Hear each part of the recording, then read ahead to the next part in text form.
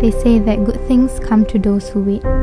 I waited, and I finally got together with the boy of my dreams. I met him in church.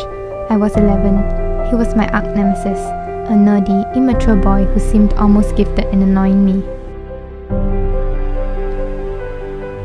Yet, somehow, when I was 15, I unknowingly started to enjoy and crave for his attention.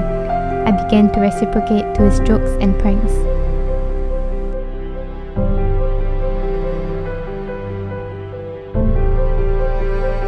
We started texting, and soon after, we became best friends. Despite that, I never knew how he truly felt about me. All I knew was that I was inevitably becoming more emotionally attached to him.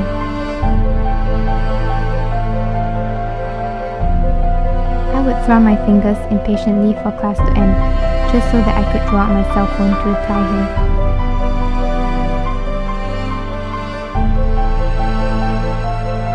I would stare intently at my screensaver, waiting for his message to appear.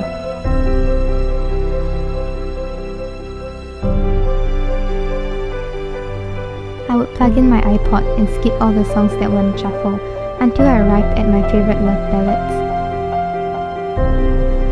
I would glare with murderous eyes at girls who seemed to be catching his attention. I just wouldn't stop thinking about him. And miraculously, he seemed to be responding the way I wished he would, until one day.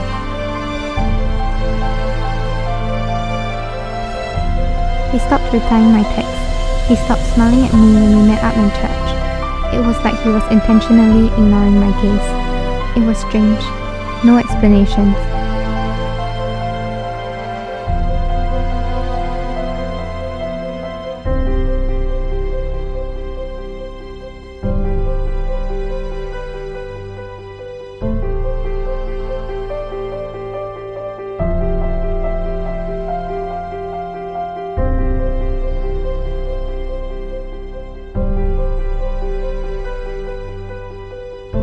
And that one word spoke so much. He had no interest in speaking to me.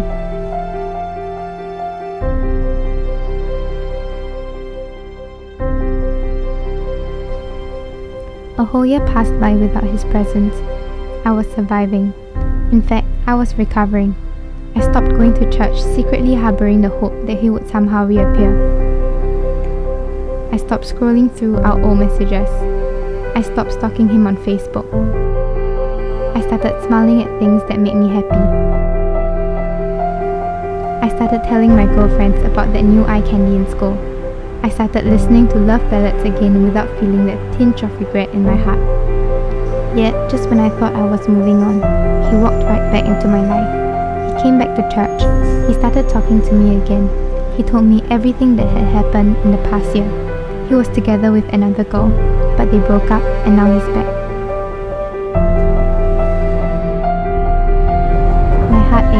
It was painful to hear his stories about her, but I wanted to be there for him. I waited, and it was the best decision ever.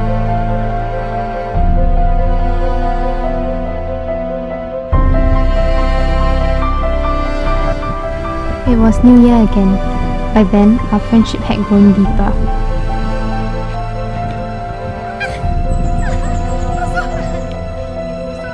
We were becoming familiar with each other's habits, and we were finally close enough to talk about relationships.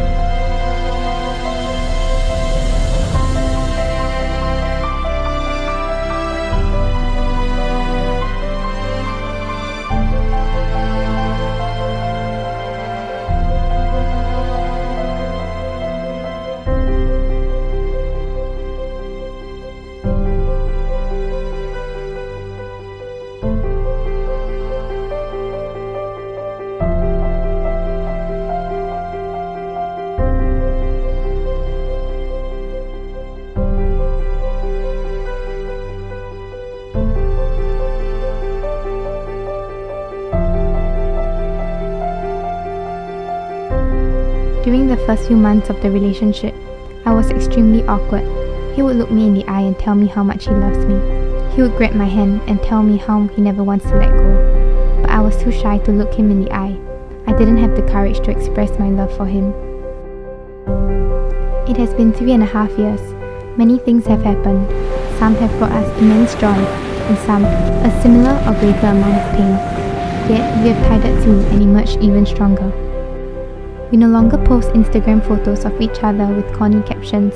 There is no need to when these captions have become our everyday speech to each other. We no longer look at each other with awkward yet excited grins.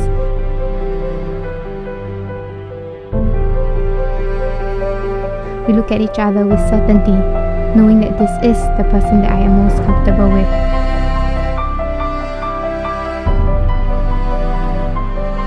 Time brought us together. Time saw us through. Time is love.